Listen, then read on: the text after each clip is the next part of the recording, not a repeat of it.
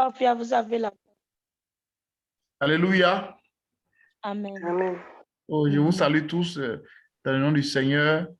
Tata Vicky, Rosine, Marie et Victor, la Sunamite, Maman No, Maman Ophia et Maman Christine. Dieu vous bénisse. Amen. Que Dieu bénisse notre fidélité et que Amen. chaque fois que nous venons, que nous partons, le Seigneur continue à nous accorder sa grâce et Amen. à nous fortifier, à nous aider à continuer la marche dans la foi. Amen. Un jour, tout cela prendra fin, mais ce sera dans la présence du Seigneur que nous serons toujours. Et quand la trompette va sonner, que le Seigneur fasse que personne ne soit laissé, que nous soyons tous enlevés. Alléluia. Amen. Et que nous soyons récompensés pour notre fidélité au Seigneur. Alors, à la rencontre du dimanche dernier, nous étions en train de voir la famille de Noé et on a brossé brièvement l'alliance de Dieu avec Noé. Et donc, plusieurs personnes ont demandé qu'on puisse faire une étude sur les alliances dans la Bible. Amen. Amen. Donc on va commencer aujourd'hui. Ça va nous prendre quelques semaines. Et on va aujourd'hui faire une introduction à l'alliance. Donc, le thème de notre série d'enseignement, ça va être l'importance des alliances divines. L'importance des alliances divines. Alors, bien aimé, l'une des plus grandes révélations qu'on trouve dans la Bible concernant Dieu, c'est que Dieu est le Dieu d'alliance. Amen. Amen. Donc ça, c'est quelque chose qui va revenir sans cesse. Et pratiquement, vous ne pouvez pas comprendre la Bible si cette notion d'alliance n'est pas claire dans votre esprit. C'est essentiel parce que même la Bible qu'on voit, on parle souvent l'Ancien Testament et le Nouveau Testament. En fait, c'est ça, l'Ancienne Alliance et la Nouvelle Alliance.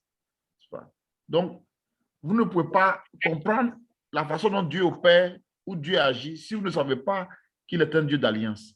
N'est-ce pas? Donc, il fait des alliances et donc il établit des alliances avec ses créatures et il respecte ces alliances, il garde ces alliances. Oui. Et c'est pourquoi vous allez voir que l'un des noms de Dieu dans l'Ancien Testament, c'est ce qu'on appelait l'Éternel ou Yahvé. C'est son nom personnel. C'est-à-dire quand il s'engage dans une alliance, partout vous allez voir comment l'Éternel, là, immédiatement penser à la notion d'alliance. C'est-à-dire que c'est son nom dans la relation d'alliance. Il s'appelle celui qui suit ou je suis. C'est son nom. C'est là mon nom pour l'éternité quand il parlait avec Moïse. Donc, c'est très, très important de saisir ce qu'on appelle l'alliance. Alors, donc, de façon générale, quand une alliance, c'est vrai, ça est dans la Bible, mais dans la vie courante aussi, il y a la notion d'alliance, n'est-ce pas? C'est un pacte, c'est un traité, c'est une entente, c'est une convention, c'est un engagement, c'est un accord en deux parties, n'est-ce pas? Sur les droits et les devoirs réciproques exigés par les relations. Donc, une alliance, c'est un pacte, c'est un traité, c'est une entente, c'est une convention, c'est un engagement, c'est un accord en deux parties sur les droits et les devoirs réciproques exigés par les relations. Donc, quand on veut garantir une relation, quand on veut rendre sûr et fiable une relation, on établit ce qu'on appelle une alliance. Et voyez, par exemple, même les États, quand un État veut avoir un type de relation avec un autre État ou bien un ensemble d'États, il y a ce qu'on appelle les traités, n'est-ce pas? Ou encore les conventions. La convention de Genève, la convention de ceci. Donc, il peut y avoir des traités entre États, des conventions donc, qui permettent de définir le type de relation qu'il va avoir entre des États. Même au niveau individuel. Par exemple, l'assurance. Quand vous prenez une assurance, que ce soit une assurance vie, soit pour la maladie, ou pour la retraite, ou même pour les accidents. Avec l'assurance, un contrat, n'est-ce pas? C'est une alliance, une forme d'alliance, contrat d'assurance, ou ça peut être aussi un contrat de vente, etc. Donc, Dieu aussi, la même chose sur le plan humain, Dieu aussi veut établir des alliances avec les hommes, n'est-ce pas? Pour mieux garantir sa relation avec eux. Vous voyez? Tout ce que Dieu a créé, toute créature de Dieu, Dieu établit une relation avec elle dans un cadre qu'on appelle donc cette alliance. Même le jour que Dieu a créé, même la nuit que Dieu a créé, il y a une alliance. C'est peut-être étonnant, mais on verra quand on va étudier les différentes alliances en détail. Vous allez voir, par exemple, quand Dieu va dire, si je n'ai pas établi mon alliance avec le jour, si je n'ai pas établi mon alliance avec la nuit, alors l'alliance que j'établis avec vous ne va pas tenir. Voyez, non? Donc, il y a une alliance que Dieu établit avec le jour pour que le jour apparaisse pour éclairer la terre pendant un moment. La nuit aussi, n'est-ce pas? Dieu établit une alliance avec le soleil, avec la lune. Tout ce que Dieu a créé, il y a une relation. Je t'ai créé, voilà ton rôle, voilà comment tu dois fonctionner, voilà le cadre dans lequel, voilà moi ma part, voilà toi ta part. Donc, avec les hommes aussi, Dieu établit ce qu'on appelle des alliances. Donc, l'alliance donne une base à la relation, donne un fondement à la relation. Et ça permet à chaque partie de l'alliance de connaître ce qu'on appelle ses obligations, n'est-ce pas? Ce que l'autre partie peut attendre ce que l'une des parties peut attendre de l'autre partie. Alors, il y a un exemple humain qui est l'exemple le plus grand qu'on peut trouver pour exprimer cette notion d'alliance. À votre avis, à quoi vous pensez? Le mariage. Très bien. Le mariage, c'est vraiment le plus grand exemple sur le plan humain pour exprimer cette notion d'alliance. Quand un homme et une femme, n'est-ce pas, qui s'aiment et qui décident d'être en relation, donc d'amour, en relation de vie, de partager leur vie, de mettre leur vie en commun, et se donner la main pour réussir leur vie, alors ce qui se passe, c'est qu'ils vont aller sur une base du mariage, n'est-ce pas? Et pour les femmes, c'est quelque chose d'essentiel, n'est-ce pas? Quand tu dis à une femme que tu l'aimes ou bien que tu lui exprimes un sentiment, elle te regarde et elle t'observe, n'est-ce pas? Parce qu'elle a une attente qui est profonde. Elle dit, mais si le monsieur là dit qu'il aime, alors comment il va me prouver cet amour, n'est-ce pas? N'est-ce pas, Tata Vicky? Tu attends que le jour où le monsieur va venir te déclarer, et voilà, je t'aime et je veux officialiser notre relation. N'est-ce pas? Donc, c'est ça. Donc, ça montre le sérieux, ça montre l'engagement, ça montre que la personne est vraiment, c'est un engagement pour la vie. Donc, ils établissent une alliance, n'est-ce pas, sous l'autorité de Dieu et sous l'autorité de l'État, n'est-ce pas, dans lequel ils vivent. Donc, ils vont sceller leur relation par le mariage. Alors, regardez un passage dans Amos, dans l'Ancien Testament, Amos 3, verset 3. Amos, le prophète Amos, Amos 3, verset 3.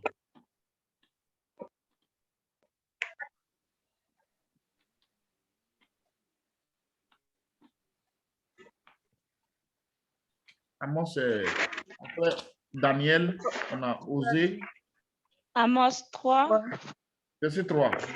verset 3. Deux hommes marchent-ils ensemble sans en être convenus? Le lion. Merci. Deux hommes marchent-ils ensemble sans en être convenus? Voilà. Deux personnes, est-ce que deux personnes peuvent marcher ensemble sans être convenues, n'est-ce pas? Sans s'accorder sur ça. Évidemment, c'est non, n'est-ce pas? Il faut qu'on s'accorde, sinon la relation ne pourra pas tenir, n'est-ce pas? De même avec Dieu, c'est la même chose. Il ne peut pas avoir, vous voyez, Dieu est infiniment grand, il est tout puissant, il est éternel.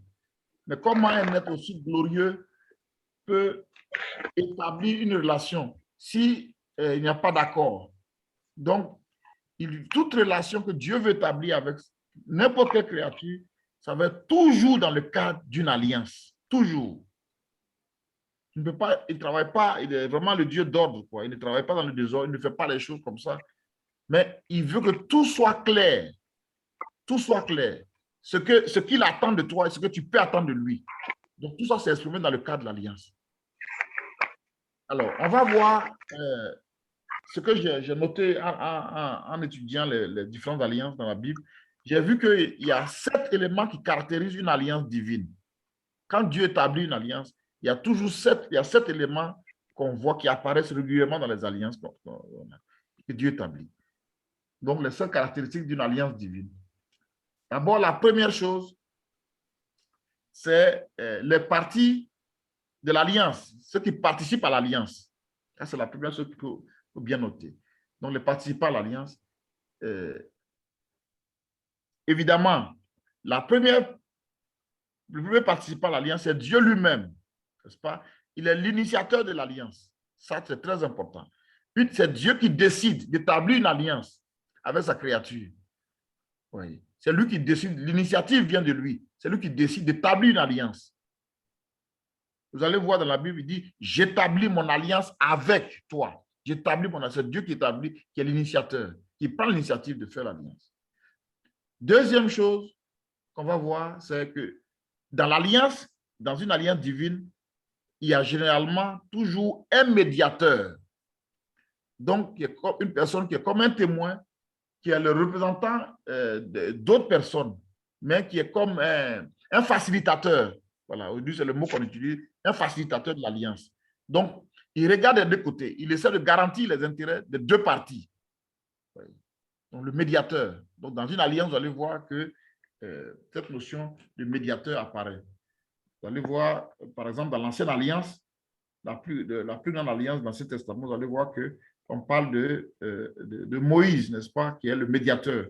Et dans la nouvelle alliance, vous allez voir que le médiateur, c'est Jésus lui-même.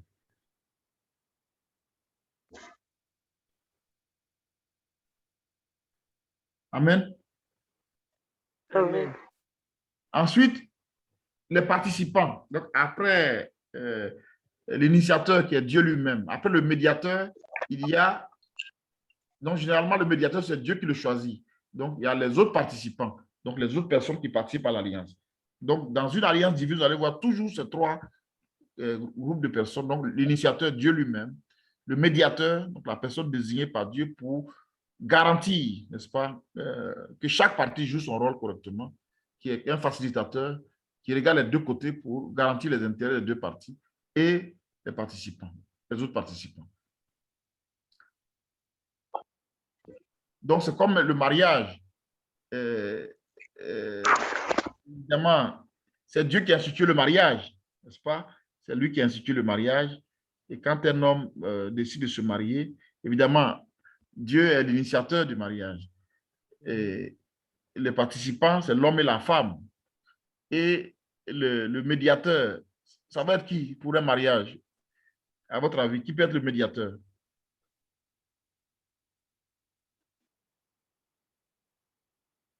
Allô?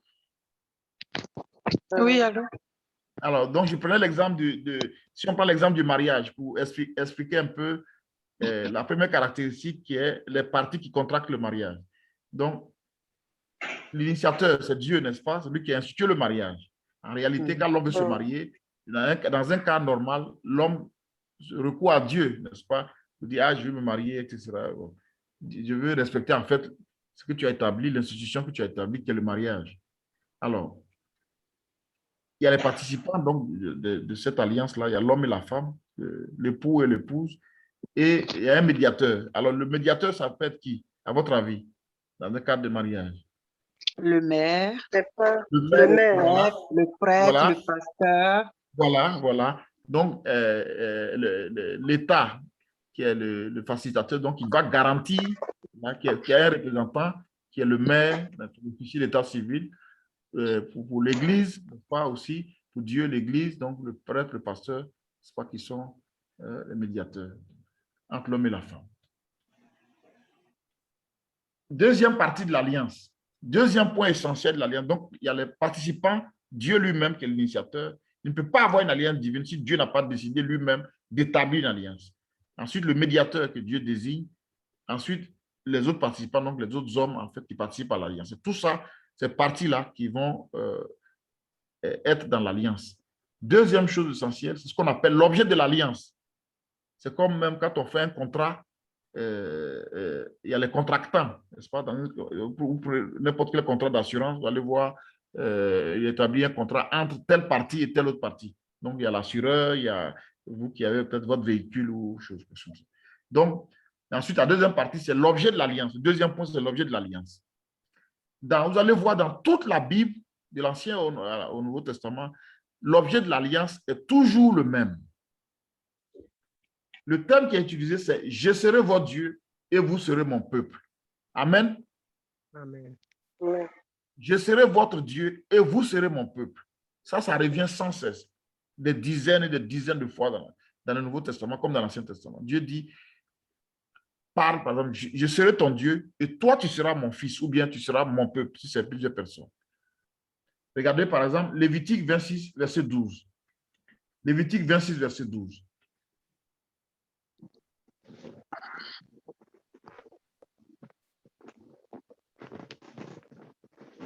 Lévitique 26, verset 12. Je marcherai au milieu de vous, je serai votre Dieu et vous serez mon peuple. Amen. Amen. Amen. On va continuer. Jérémie 7, 23.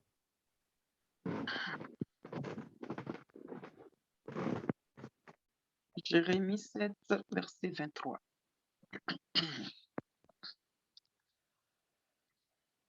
Mais voici l'ordre que je leur ai donné. Écoutez ma voix et je serai votre Dieu et vous serez mon peuple. Marchez dans toutes les voies que je vous prescris afin que vous soyez heureux. Amen. Et Jérémie 30, verset 22. Jérémie 30, 22. Vous serez mon peuple et je serai votre Dieu. Amen. Vous serez mon peuple et je serai votre Dieu. Donc ça, c'est l'objet de l'alliance. Toutes ces alliances que Dieu va tisser, l'objet, pourquoi il fait cette alliance, c'est pour qu'il est son Dieu et tu es son fils ou tu es son peuple. Alors, regardez un peu un exemple. Dans le Nouveau Testament, pour noter, peut-être le lire après, Apocalypse 21, verset 7. C'est la même chose. Mais on va lire un autre passage important de Deutéronome 26, 17 à 19. Deutéronome 26, 17 à 19. Pour parler donc de l'objet de l'alliance. Deutéronome 26, 17 à 19, 26, 17 à 19. Je lis la parole. Deutéronome 26, 17 à 19. Aujourd'hui, tu as fait promettre à l'Éternel qu'il sera ton Dieu, afin que tu marches dans ses voies, que tu observes ses lois, ses commandements et ses ordonnances, et que tu obéisses à sa voix. Et aujourd'hui, l'Éternel t'a fait promettre que tu seras un peuple qui lui appartiendra, comme il te l'a dit, et que tu observeras tous ses commandements, afin qu'il te donne sur toutes les nations qu'il a créées la supériorité en gloire, en renom et en magnificence, et afin que tu sois un peuple saint pour l'Éternel ton Dieu, comme il te l'a dit. Amen. Parole du Seigneur. Amen. Donc ici, on voit par exemple dans l'alliance de Dieu avec Israël, verset 17, il dit, aujourd'hui tu as fait promettre à l'Éternel qui sera ton Dieu. N'est-ce pas? Donc ça, c'est Israël qui prend cette décision-là, il prend un engagement solennel que tu seras mon Dieu. Ça veut dire qu'il n'aura plus un autre Dieu devant lui, n'est-ce pas? Il ne se prosternera plus devant un autre Dieu. N'est-ce pas? C'est l'Éternel qui sera son Dieu et c'est l'Éternel qu'il va obéir, à l'Éternel qu'il va obéir. N'est-ce pas? Tu as fait promettre que l'Éternel sera ton Dieu afin que tu marches dans ses voies, que tu observes ses lois ses commandements, ses ordonnances et que tu obéisses à sa voix. D'accord? Donc, Israël s'est engagé donc par une promesse, a dit que l'Éternel est son Dieu. Et maintenant, l'Éternel aussi va dire qu'Israël aussi est son Dieu. Regardez le verset 18, il dit, « Et aujourd'hui, l'Éternel t'a fait promettre que tu seras son peuple. » N'est-ce pas? Comment cela? Qui lui appartiendra, comme il t'a dit, si tu observes et que tu observes ce commandement, afin qu'il te donne la supériorité sur les nations qu'il a créées. La supériorité en gloire, en renom, en magnificence. Et afin que tu sois un peuple saint pour l'Éternel ton Dieu, comme il te l'a dit. Donc, Dieu aussi, parmi toutes les nations de la terre, il choisit un peuple, n'est-ce pas, à qui il va donner la domination, la supériorité, la gloire, n'est-ce pas, en renom, en puissance, etc. Qui est son peuple qu'il choisit, n'est-ce pas. Maintenant, le peuple aussi choisit Dieu, celui qu'il va adorer, celui qui va obéir, celui à qui va écouter sa voix et obéir. Donc, c'est cela. Dans l'Ancien comme dans le Nouveau Testament, vous allez voir, c'est la même notion. Je serai votre Dieu et vous serez mon peuple. C'est ça l'objet de l'alliance. Ensuite, le troisième point, c'est les obligations. Quand il y a une alliance, il y a toujours une obligation des parties. Ça veut dire quelles sont les responsabilités des parties qui contractent l'alliance. Qu'est-ce que chaque partie doit faire? Donc, dans ce qu'on vient de lire, là, dans le passage de Deutéronome 26, vous voyez que l'obligation d'Israël, c'est de marcher dans les voies du Seigneur, n'est-ce pas? D'observer ses lois, ses commandements et ses ordonnances et d'obéir à sa voix. C'est son obligation, ça. C'est ce qu'il doit faire. Maintenant, l'obligation de Dieu envers son peuple avec qui il rentre en alliance, c'est que Dieu va prendre soin de ce peuple, protéger ce peuple, veiller sur ce peuple, n'est-ce pas? Donner la grandeur. Donc, quand il y a une alliance, ce qui se passe, c'est que chaque partie, n'est-ce pas, s'engage à partager avec l'autre ce qu'il est, ce qu'elle est et ce qu'elle a. C'est comme ça dans l'alliance. Donc, Dieu, la gloire que Dieu a là, il partage avec toi. La sagesse que Dieu a dans l'alliance, il te partage. La richesse que Dieu a, il partage avec toi. Et toi aussi, ce que tu partages avec lui, c'est ton amour que tu as pour lui. Et c'est cet amour qui t'amène à te soumettre à lui obéir. Et comme l'homme et la femme, n'est-ce pas, à la mairie, on dit, ils se doivent mutuellement, n'est-ce pas, assistance, n'est-ce pas? Ils se doivent mutuellement assistance, ils se doivent fidélité. Donc ça, c'est les obligations. Et on dit que, selon certaines législations, et s'il ne respecte pas ses obligations, il peut être quoi? Il peut être contraint par la loi. Donc, les obligations de chacun, la fidélité, n'est-ce pas, assistance. Tu ne peux pas voir ton époux ou ton époux malade et tu ne l'assistes pas. C'est ton obligation, c'est ton devoir dans le cadre de cette relation-là, d'être fidèle et de prendre soin, d'assister l'autre. C'est la même chose aussi dans l'alliance avec Dieu. Lui, sa part, donc c'est celui qui nous protège, qui nous communique sa grâce, qui nous communique tout ce qu'il a, tout ce qu'il est, il partage ça avec nous. Mais nous aussi, nous partageons notre amour pour lui et ça nous amène à lui obéir et à faire sa volonté. Amen. Amen. Amen. Amen. Amen. Amen.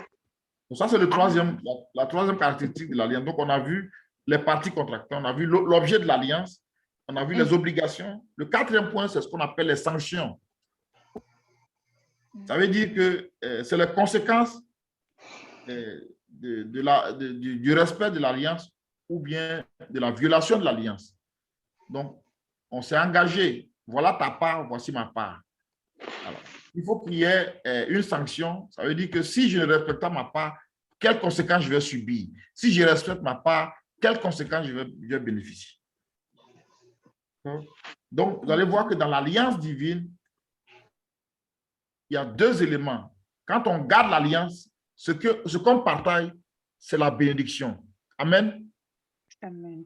Amen. Tu n'as même pas besoin de faire un effort. Tant que tu respectes l'alliance, la bénédiction va te poursuivre. Amen. Amen. Et souvent, aujourd'hui, on dit non, il faut faire ceci, il faut faire... Souvent parce qu'on ne comprend pas en réalité le type de relation qu'on a avec Dieu, qui est une relation d'alliance. tant que tu respectes, tu fais ta part dans l'alliance, ce qui te suit, c'est la bénédiction. Et tu vas voir que quand tu désobéis, tu violes tes obligations dans l'alliance, ce qui suit là, c'est ce qu'on appelle la malédiction. Regardez, on va regarder trois passages. Regardez Exode, Nombre 15, 31. Nombre 15, 31 et Osée 8, verset 1. Osée 8, verset 1. Et après, on va regarder Deutéronome 27 aussi. Regardons déjà deux versets. Nombre 15, 31, Osée 8, 9 et ensuite Deutéronome 27. Nombre 15, 31. Oui. Il a méprisé la parole de l'Éternel Tu as méprisé la parole de l'Éternel. et il a violé son commandement. Il a violé son commandement. Celui-là sera retranché. Celui-là sera retranché. Il portera la peine de son iniquité. Voilà. Il a violé l'alliance. Donc, il a violé l'alliance, il a violé la loi. Donc, il portera les conséquences, n'est-ce pas, de son iniquité. Osée 8, 1. Osée 8, 1. Embouche la trompette. L'ennemi fond comme un aigle sur la maison de l'Éternel, parce qu'ils ont violé mon alliance et transgressé ma loi. On peut reprendre encore. La trompette. L'ennemi fond comme un aigle sur la maison de l'Éternel, parce qu'ils ont violé mon alliance et transgressé ma loi. Donc, comme ils ont violé son alliance et de transgresser sa loi, l'ennemi fond. Donc, ça veut dire qu'ils n'ont plus la protection. Donc, les ennemis d'Israël vont venir l'asservir, l'attaquer et le détruire. Parce que dans le cas de l'alliance, Dieu n'intervient. En fait, c'est ça qu'il faut que nous comprenions, bien aimés. C'est que Dieu ne fait rien, n'est engagé sur rien en dehors de l'alliance. Amen. Amen. Il n'est obligé de faire quoi que ce soit, à qui que ce soit, que dans le cadre d'une alliance. S'il n'y a pas d'alliance, Dieu ne fait rien. Ce qui l'engage, parce que c'est ça en réalité, ce qui l'engage, c'est ceux sur lesquels il s'est engagé avec quelqu'un.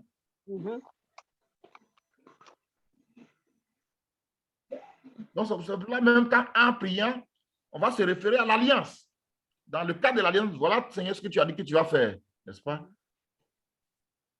Alors, si vous regardez Deutéronome 27, 28, vous allez voir que cette notion de bénédiction et de malédiction est claire. Si vous voyez Deutéronome 27, par exemple, vous allez voir que le Seigneur va parler avec le peuple d'Israël et il va les mettre sur deux montagnes, n'est-ce pas? Deux montagnes qui se faisaient face, le mont Ebal et le mont Garizim. Donc, il y a un instant, le mont Ebal et le mont Garizim. Garizim était au nord, Ebal était au nord et puis Garizim était au sud en Israël. Et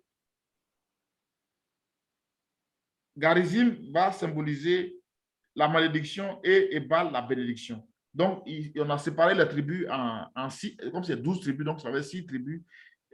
6 tribus sur le mont Garizim et 6 tribus sur le mont Ebal.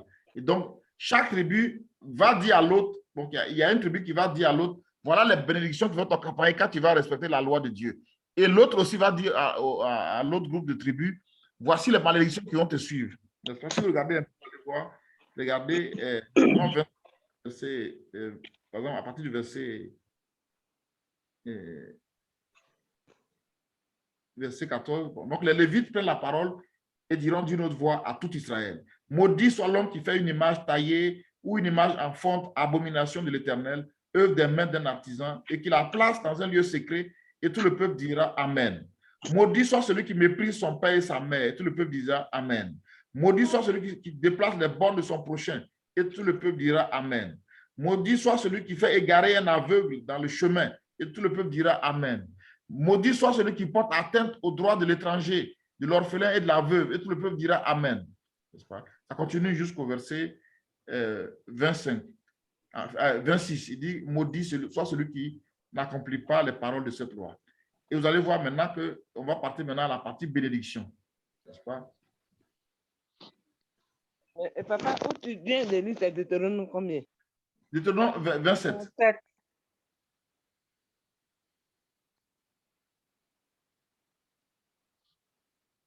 Mhm. Maintenant, vous allez voir que maintenant, il y a les bénédictions. Si vous regardez le 28, chapitre 28 de Deutéronome, verset 1 jusqu'à 14, ça c'est les bénédictions, ça, qui seront le partage, n'est-ce pas, de tous ceux qui vont respecter l'alliance. Et si tu obéis à la voix de l'Éternel, ton Dieu, en observant, mettant en pratique tous les commandements que je te prescris aujourd'hui, l'Éternel, ton Dieu, te donnera la supériorité sur les nations de la terre. Donc, la domination sur la terre. Donc, parlant d'Israël et de tous ceux, bien sûr, qui bénéficient de l'alliance. Voici toutes les bénédictions qui se répandront sur toi et qui seront ton partage lorsque tu obéiras à la voix de l'Éternel, ton Dieu. Il dit, tu seras béni dans la ville et tu seras béni dans les champs. Le fruit de tes entrailles, le fruit de ton sol, le fruit de ton troupeau, les portées de ton gros et de ton béni bétail, toutes ces choses seront bénies. Ta corbeille et ta hutte seront bénies. Tu seras béni à ton arrivée, tu seras béni à ton départ. L'Éternel te donnera la victoire sur tes ennemis. Ils s'élèveront contre toi. Ils sortiront contre toi par un chemin, un seul chemin, et ils s'enfuiront devant toi par 7 chemins. L'Éternel ordonnera la bénédiction d'être avec toi, dans tes greniers et dans toutes tes entreprises. Il te bénira dans le pays que l'Éternel, ton Dieu, te donne. Tu seras pour l'Éternel un peuple saint, comme il t'a juré que c'est. Donc, ça continue. Tous les peuples de la terre verront que tu appelles l'Éternel et te craindront. On peut continuer jusqu'au verset 14. Donc, ça, c'est les bénédictions qui accompagnent le peuple, qui accompagnent les personnes qui sont donc en alliance quand ils obéissent à la voix du Seigneur. Mais quand ils désobéissent, regardez à partir du verset 15 jusqu'à 68, c'est l'ensemble des malédictions, n'est-ce pas, qui viendront.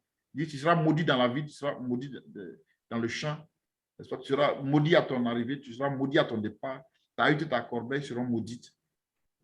Donc, dans le cadre d'une alliance divine, la sanction, c'est la bénédiction ou la malédiction. C'est pour cela que dans le cadre même du mariage,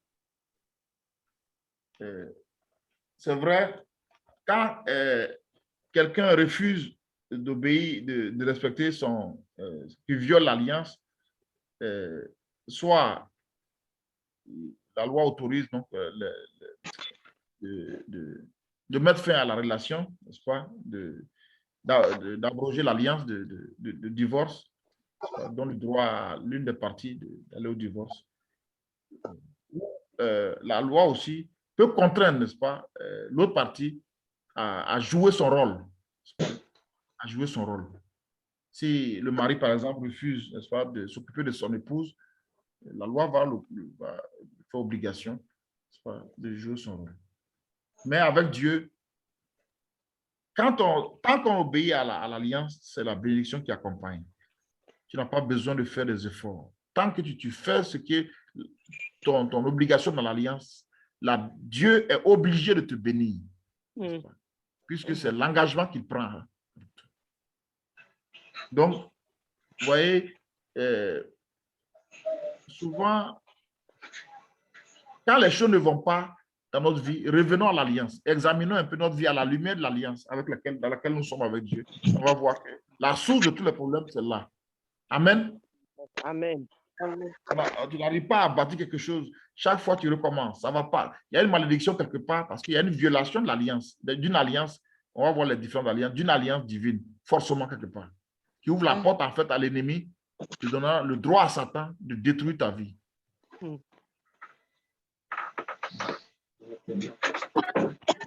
Ensuite, le cinquième point dans l'alliance, c'est ce qu'on appelle la restauration, le renouvellement ou l'extension de l'alliance. La restauration, ça veut dire que quand l'alliance est rompue, Dieu donne le moyen de restaurer l'alliance, c'est-à-dire de rétablir l'alliance. Généralement, donc ça, c'est par la repentance. Quand tu as violé un des termes de l'alliance, une de tes obligations, c'est par la repentance et grâce, n'est-ce pas, on le verra dans le cadre de la nouvelle alliance, grâce au sacrifice, n'est-ce pas, pour réparer le tort qu'on a fait à Dieu. Dans l'Ancienne Alliance, il y avait plusieurs sacrifices.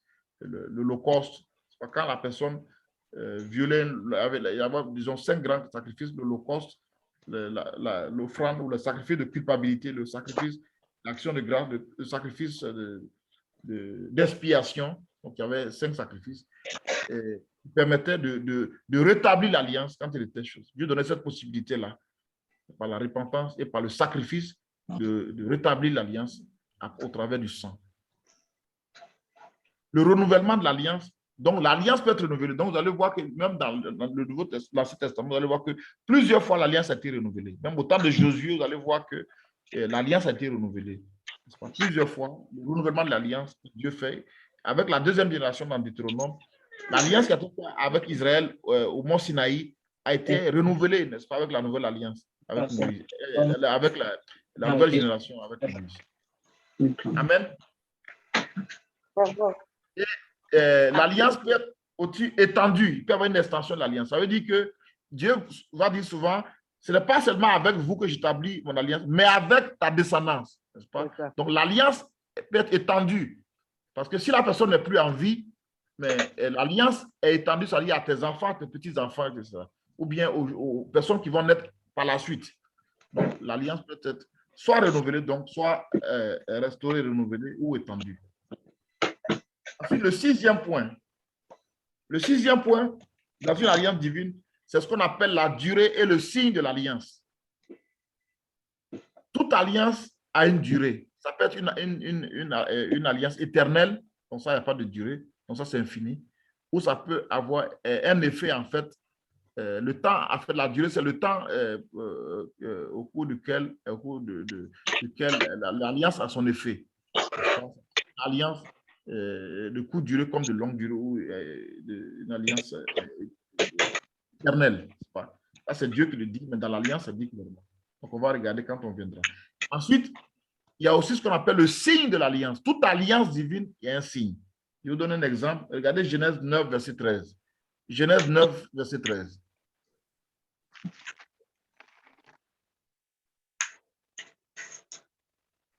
C'est le signe de mon alliance.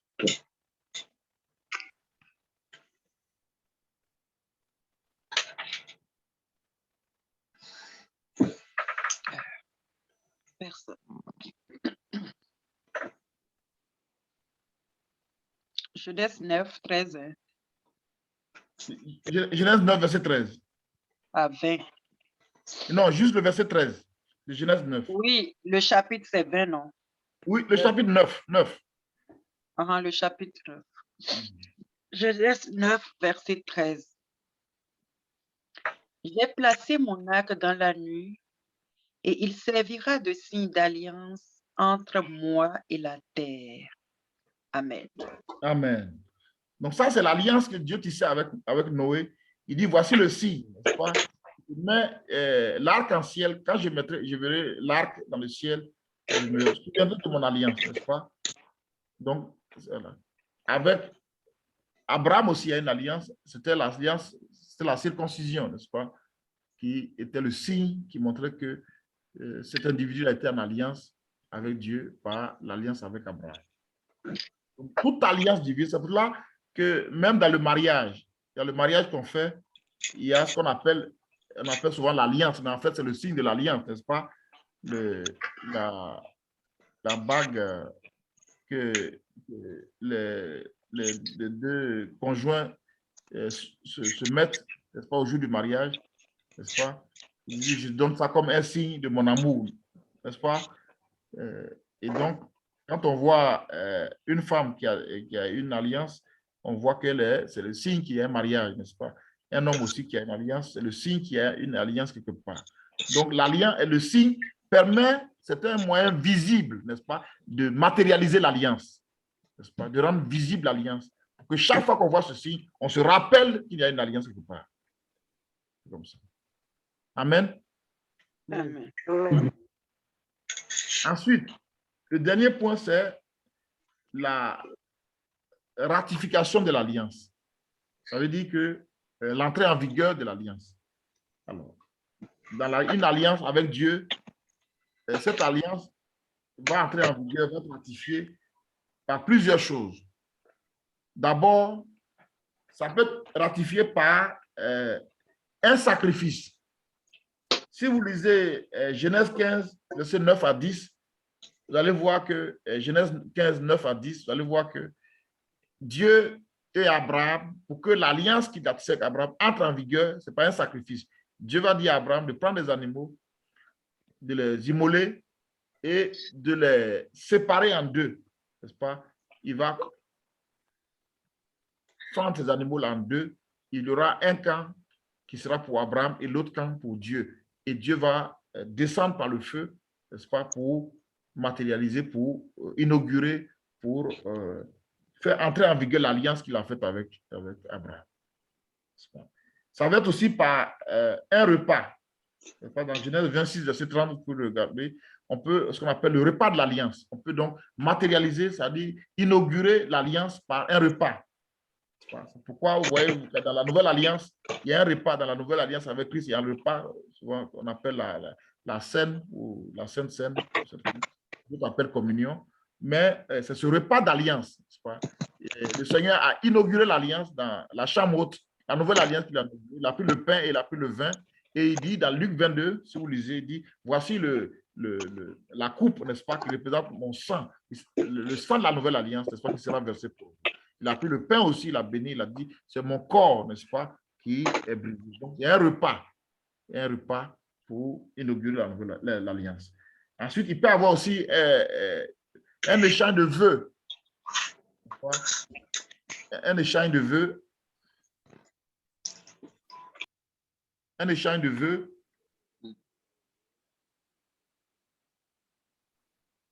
Dans la cérémonie de mariage, l'homme et la femme font un échange de vœux, n'est-ce pas? Voilà, je te promets d'être fidèle, voilà, de t'aimer, de te chérir, jusqu'à ce que voilà, la mort nous sépare. Donc ça, c'est un échange de vœux. Il y a des signatures aussi, n'est-ce pas? On ratifie, on inaugure un contrat, par exemple, prend un effet. Dès qu'on signe les contrats, on s'échange donc les signatures. Chaque partie signe sa part. Donc, Dieu aussi la même chose. Vous allez voir que donc, par un sacrifice, par un repas, Dieu fait cela. Regardez, si vous voyez un exemple de l'alliance avec Israël qui a été inaugurée dans Exode 24. On ne va pas le lire, mais c'est juste pour vous indiquer. Exode 24, aussi 1 à 8. Vous allez voir que l'ancienne alliance va être inaugurée par une cérémonie. Donc, ça va être par un sacrifice sur le mont Sinaï. Et on va immoler des animaux. Et Moïse va prendre le sang, la moitié du sang, qu'il va mettre dans un bassin, qu'il va répandre sur l'autel. Il va prendre le livre de la loi, il va le lire. Et donc, il va dire, Israël va s'engager. Nous ferons tout ce que l'Éternel a dit. Donc, ça, c'est un engagement, n'est-ce pas? Une promesse qu'on fait. Nous ferons tout ce que l'Éternel nous a dit et nous lui obéirons. Et Moïse, verset 8, prit du sang et répandit sur le peuple en disant, voici le sang de l'alliance que l'Éternel a fait avec vous selon toutes ses paroles. Donc, voici les 7 éléments qui caractérisent une alliance divine. Alors, donc, à partir de la séance prochaine, on va étudier les 7 grandes alliances que Dieu a faites. Et je rappelle juste, quelles sont ces alliances-là? Il y en a 7 au total. La première alliance, c'est l'alliance avec Adam dans le jardin d'Éden. On appelle ça l'alliance en Éden ou bien l'alliance de la domination. Dieu donne la domination à l'homme, mais dans le cadre d'une alliance. Quand l'homme va violer les termes de l'alliance, vous allez voir qu'il va perdre la domination. Ensuite, l'alliance avec Noé, qu'on appelle l'alliance de la préservation de la vie sur terre. C'est à cause de cette alliance que malgré tout ce que les hommes font sur la terre, il n'y a pas un autre jugement, par exemple, par le feu ou par le déluge pour exterminer les hommes. C'est à cause de cette alliance qui retient Dieu. La troisième alliance, c'est l'alliance avec Abraham, qu'on appelle la promesse. Où Dieu va faire à Abraham des promesses. Et sur la base de la foi d'Abraham, il va les exécuter. La quatrième alliance, c'est l'alliance avec Israël, qu'on appelle la loi. On va voir ça en détail. Ensuite, La 5e alliance, c'est l'alliance avec Lévi, n'est-ce pas? La tribu de Lévi, qu'on appelle le sacerdoce, où il va donner la sacrificature à une tribu, la tribu de Lévi, où il va avoir les sacrificateurs donc, qui descendent d'Aaron et les autres qui descendent des autres de la tribu. Ensuite, la 6e alliance, c'est l'alliance avec David, n'est-ce pas? Où Dieu promet à David qu'il y aura toujours un successeur sur son trône. Donc, c'est l'alliance de la royauté. Et la dernière alliance, la toute dernière alliance que Dieu a faite avec les hommes, c'est l'alliance avec Jésus-Christ qu'on appelle la nouvelle alliance ou l'alliance de la grâce. L'alliance de la grâce. Donc, voici les 7 alliances que nous allons étudier dans les séances suivantes. On va passer en revue chaque alliance et voir les différents éléments qui composent et comment on peut bénéficier de ce qui a été prévu dans l'alliance. Alléluia. Amen. Alléluia. Amen. Amen. Donc, voici l'introduction. Donc, je laisse la parole s'il y a des questions sur les points qu'on vient de présenter, qu'on puisse partager cela. Tonton, tu peux répéter, s'il te plaît, la 5e après Israël? Oui. La 5e, Israël, c'est la 4e. La 5e, c'est l'alliance avec Lévi. Lévi. C'est le sacerdoce. Je peux reprendre tout. La première alliance, c'est l'alliance avec Adam. Dans le jardin d'Éden, on appelle ça l'alliance en Éden ou bien l'alliance de la domination. L'alliance avec Noé, donc l'alliance de la préservation de la vie sur terre après le déluge. L'alliance avec Abraham, qu'on appelle la promesse. L'alliance avec Israël, qu'on appelle la loi. L'alliance avec Lévi, qu'on appelle le sacerdoce. L'alliance avec David, la royauté. Et l'alliance avec Christ, et l'alliance de la grâce. Amen. Amen. Si on pouvait avoir les versets pour accompagner, ok.